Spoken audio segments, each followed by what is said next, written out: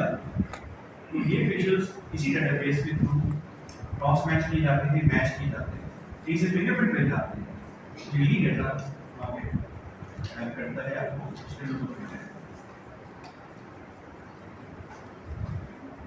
2023 के अंदर जो सीक्वेंस ने केसेस हैंडल किए, ये ग्राफ आपको शो करेगा कि ट्रॉपिक बल्बरी के ऑलमोस्ट 5690 केसेस देखे गए, लॉस पैंडेमिक के 664 केसेस देखे गए, जनरल डिस्ट्रीब्यूट के 525, रिसेंट ट्रीटमेंट के 351, एक्सटॉर्शन के 227, साइबर क्राइम के 113, police complaint cell 89, kidnapping 207, public nuisance के 30 केसेस, जिन लोगों की एफआईआर रजिस्टर नहीं होती थी उनके 20 एफआईआर रजिस्टर कर गई, TF5 किडनैपिंग ऑफ रैंसम उसके 17 केसेस किए गए, 12 मेडिकल लीगल एप्लीकेशन किए गए और एक केस रेप का हैंडल किया।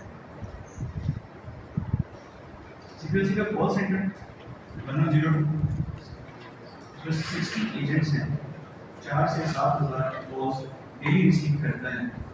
इसमें ज़्यादातर call mobile verification, video verification और डिजिटल क्राइम होता है, मोबाइल क्राइम होता है, उसकी तलाशियाँ आती हैं, मीन्स ऑफ डेटाबेस में पिक करता है।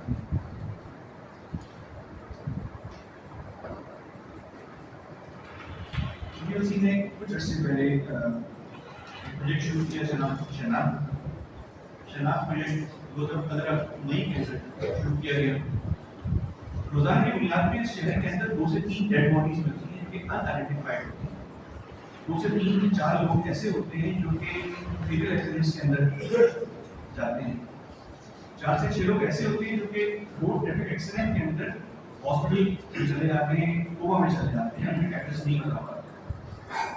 पूरे पाकिस्तान से ऐसे सैकड़ों लोग, हजारों लोग कराची में ही सेंटर्स में आते हैं क्योंकि डिमेंशिया की वजह से अपने एड्रेसेस को भूल जाते हैं और यहाँ आते हैं। उसके बाद ये बायोमेट्रिक के जरिए स्कैन लिखता है, नंबर भेजता है और उनको आइडेंटिफाई करके उनको घर उधर भेजता है। ऑलमोस्ट 7,000 प्लस केसेस ये प्रोजेक्ट कर चुका है यही ना होगा यानी कि जो हादसा हुआ 97-98 उनको भी लीने के जरिए इसी प्रोजेक्ट है। लास्ट में बेला का एक हादसा हुआ था, बेला पेपर से वो भी सारी उनको लीने मुझे बाद में हादसा हुआ था मैं जब